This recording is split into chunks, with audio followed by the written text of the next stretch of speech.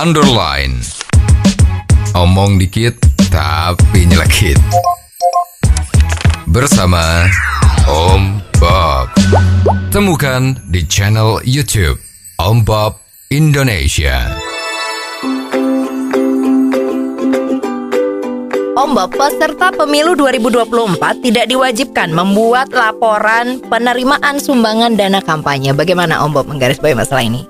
Seingat kita dulu ya, 5 tahun yang lalu waktu pemilu atau pilkada atau pemilu lah ya, itu memang ada aturan ya, bahwa setiap calon anggota yang mencalonkan diri itu memang diwajibkan mempunyai daftar melaporkan siapa saja yang menyumbang. Ya kalau nggak salah itu begini, untuk perseorangan yang menyumbang itu maksimum per orang menyumbangnya kalau nggak salah 10 juta atau 100 juta ya. Itu ada aturannya ini. Sedangkan kalau yang nyumbang itu perusahaan atau lembaga itu maka lebih banyak, 250 atau 500 juta. Ya, jadi jumlah sumbangannya itu secara perseorangan mau lembaga itu dibatasi.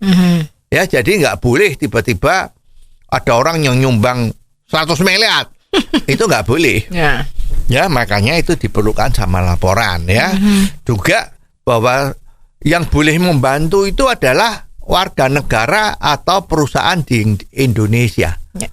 Jadi kalau ada orang asing nyumbang itu nggak boleh diterima. Ya, aturan ini kan bagus ya. Sepanjang itu bisa dilakukan, maka tidak akan terjadi intervensi dari negara-negara yang ingin membuat Indonesia itu tidak jalan dengan baik. Ya.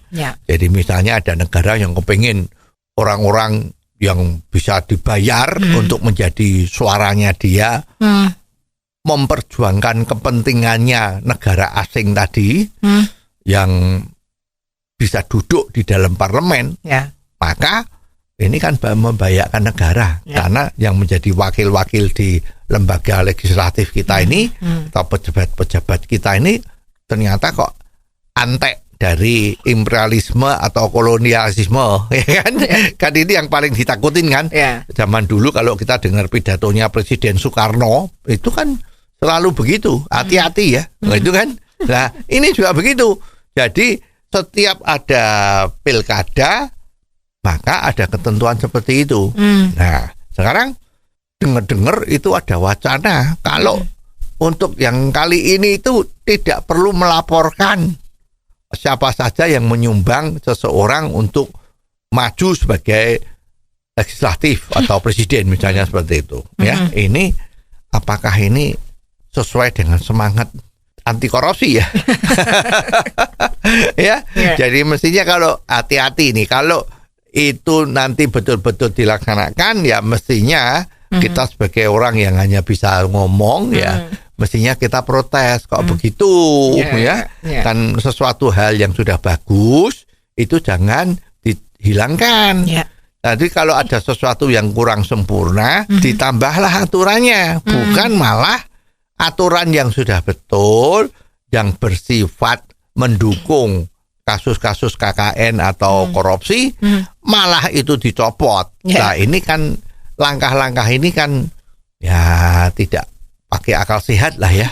Jadi mestinya hati-hati di dalam mengeluarkan peraturan nanti itu, jangan sampai menimbulkan kesan bahwa panitia pemilu ini kok tidak mendukung pemberantasan korupsi. Oh, jadi begitu ya Om Bob. Jelas deh sekarang. Terima kasih Om Bob untuk waktunya. Sampai ketemu lagi di waktu yang akan datang. Underline. Omong dikit tapi nyelekit. Bersama Om Bob. Jika Anda suka dengan channel ini, jangan lupa subscribe, like, dan komen.